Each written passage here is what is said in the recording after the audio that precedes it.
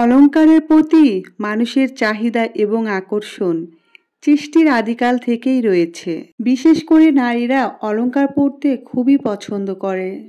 আসসালামু আলাইকুম, ওয়েলকাম করছি নাজিবস মম থেকে। আশা করছি সবাই ভালো আছেন। মজার একটা ব্যাপার, কন্যা সন্তান প্রথম হলে খুব তাড়াতাড়ি শাশুড়ি হওয়া যায়। আর জামাই বাবাজিও চেষ্টা করে তার শাশুড়ির পছন্দের খাবারগুলো শ্বশুরবাড়িতে নিয়ে আসতে। আজ আমার ঘরেও মেয়ের জামাই এসেছে, যদিও এটা আমার ভাসুরের একমাত্র মেয়ে, তবু আমরা সবাই একে আমাদের মেয়েই মনে করি।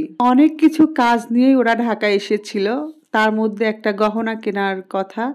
আমাকে সাথে নিয়ে যাচ্ছে, আমি ওদের সাথেই তো একটা ওভার নিয়ে বের হয়ে আমরা চলে এসেছি বসুন্ধরা সিটিতে।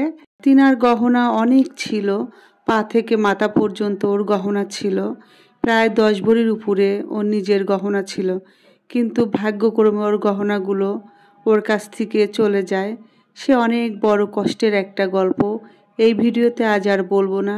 সম্ভব হলে কোনো দিন কোনো এক ভিডিওতে বলবো, সেটা আমি আমার গ্রামে গিয়েই আপনাদের সাথে শেয়ার করব কিভাবে ওর এই গহনাগুলো হারিয়েছে।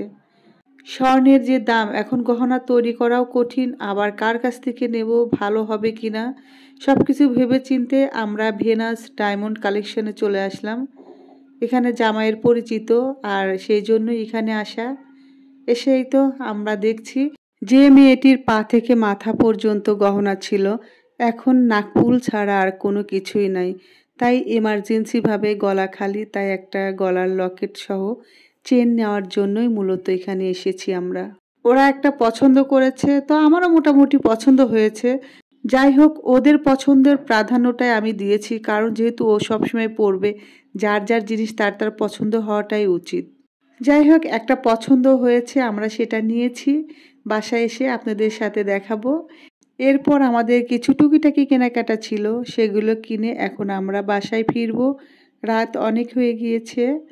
বাসার কাছে একটা প্রিয় ফুচকার দোকান থেকে আমরা ফুচকা খেলাম। এরপরে যে বাসায় চলে এসেছি, রাত্রেই আপনাদের সাথে দেখাচ্ছি। এই তো এটা নেওয়া হয়েছে। কেমন হয়েছে অবশ্যই কমেন্ট করে জানাবেন। মার্কেট থেকে এসে রাতে রান্না করে খাওয়াটা একটু বিরক্তিকর, সেটা ভেবেই আপনাদের ভাইয়া গরম গরম নেহারি, নান, রুটি, তেঁতুলের টক নিয়ে এসেছে। আর আপনাদের ভাইয়া টক দই, শসা দিয়ে একটা স্পেশাল সালাদ তৈরি করেছে।